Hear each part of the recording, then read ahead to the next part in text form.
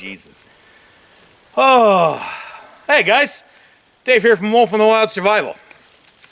Today we're going to talk about setting up a campsite. There is a little bit of an art into setting up just the right campsite. First of all, there's things that you want to have and things that you want to avoid. What you want to have, particularly wood, and by extension, building material. Things that you want to avoid: wind, widowmakers, wildlife. Alright. So first of all, you're in an area, you're looking for widowmakers. You're looking for trees that are kind of partially down, but somewhat hung up, or something that looks like it may fall in a bit of a wind. So we want to just kind of have a look around. Oh, there's a tree there, right beside this one here that already fell. And that looks like it might come down.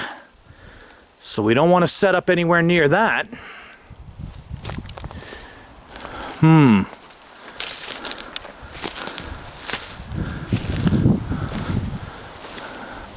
So I don't know.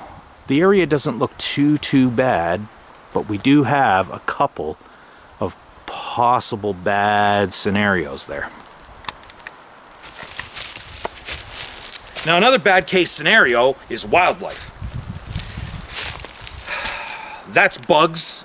That's, for some people, maybe like scorpions or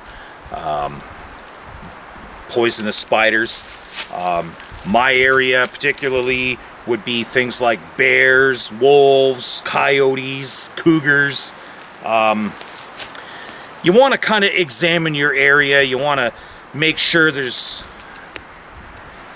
little chance that you're going to find something by surprise. Rattlesnakes are kind of a thing around my area too. The Massasauga rattler. Not quite where I am right now, but nearby in some of the areas that I go to, yeah, we got to deal with that. So you want to be careful about turning over rocks when you're about to build your fire pit area.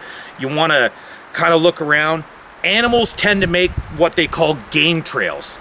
If you see little trails through the woods, and it doesn't look like they're necessarily like human height, like as they go through, the branches are not above what would be a human head, they're probably a game trail. You want to avoid camping on a game trail.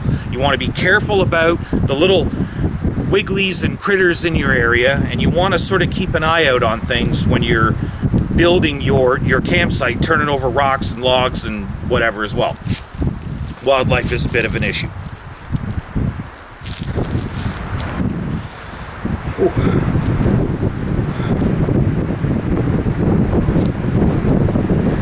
Wind. Wind is not always your friend. It's not necessarily always your enemy. We got no widowmakers anywhere nearby. We got nice flat ground. We got some wood nearby. There's even water close by, which is something that I forgot to mention in things that you want. Water and wood and building material is definitely a good idea. This much wind? Let's find a more sheltered spot, and I'll talk to you a bit about that. As I was saying about the wind, even on summer nights, it can get cold, and the wind will only make it worse. Really hot nights, the wind might not be so bad, but you got to remember, you're going to use a lot more firewood in the wind than you will in a sheltered spot. So it's kind of a trade-off. Maybe your sheltered area could be your main camp area, and you can have a little hangout area up where it's windy and not so hot and clammy. But for sleeping, for having a warming fire, you probably don't want to be in the wind no matter what.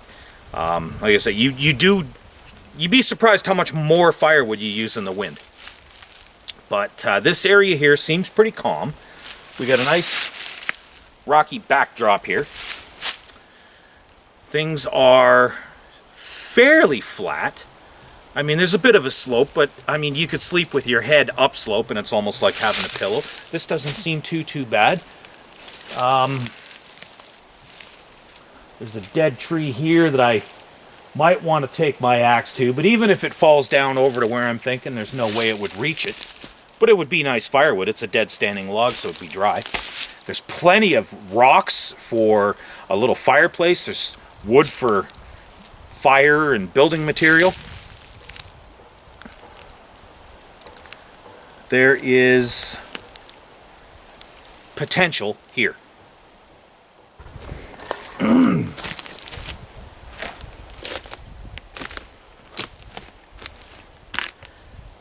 Roaming the area, messing around a little bit, just getting ready for the next shot. I sort of come back to where this possible tree that might come down, this widowmaker, is, and this tree that has already fallen over. And there's this big sort of root ball here, and then there's a rock, almost between 5 and 6 feet high. Now, with a little bit of effort, you could make this work in a situation where you're not actually camping, but you're lost. You're in a survival situation. You got a rock crop here, you got a root ball here, you got a nice little sheltered area. You could very easily make a sleeping area here, a little fire sort of where the camera is, and it would work out very, very well. Very well. You could even sort of pile up some sticks or logs to make a wall here as well, and close yourself off even more. And then, taking it a step further, if you had a tarp, you could easily drape it from here to over here and sort of close yourself off from rain as well. Or, barring no tarp, you could take some sticks and lay them across and then put some spruce boughs or some ferns or whatever to try to shelter yourself as well. A lot of potential in this area here. Fortunately, that's not really what we're doing in this video. I just wanted to show you guys that.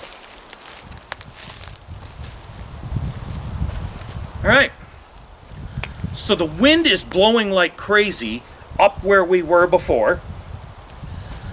There's nothing anywhere around here that would be an issue. There is that same sort of rock wall. It extends way and all the way to the lake. We're not doing bad here. There's a slight upslope here. This is pretty flat. I don't think we'd have a whole lot of issues setting up a tent here. If we did over there, you just put your head at the upslope. Over here, we've got some rocks piled up that make a nice little fire pit area.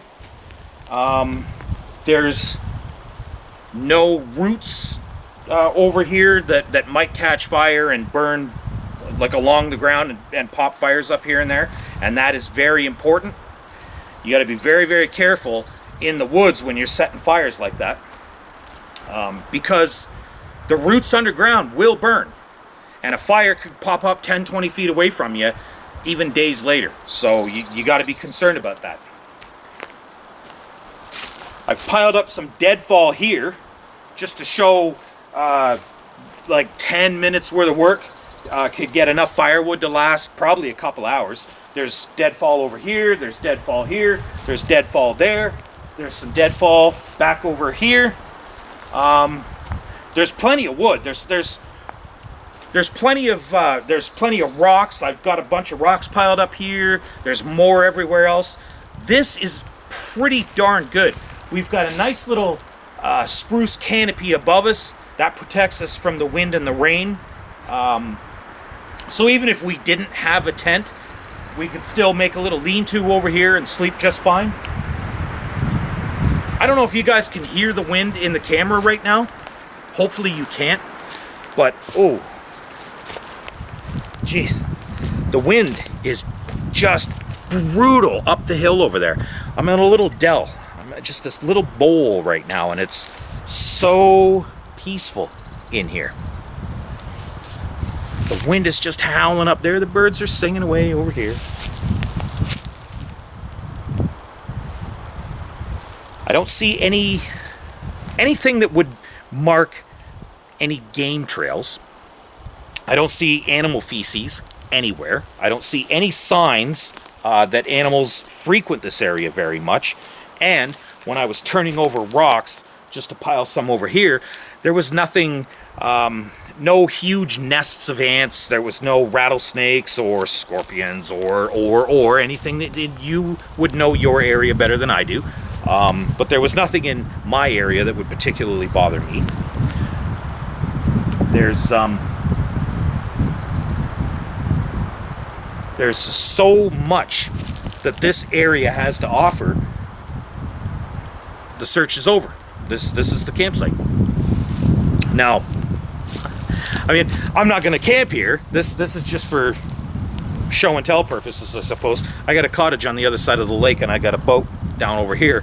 So I'm not going to sleep over here in the woods. I'm going to go back to my cottage, my Bugout location. But for the purposes of this video, this is a great place to spend the night. I would be very comfortable here.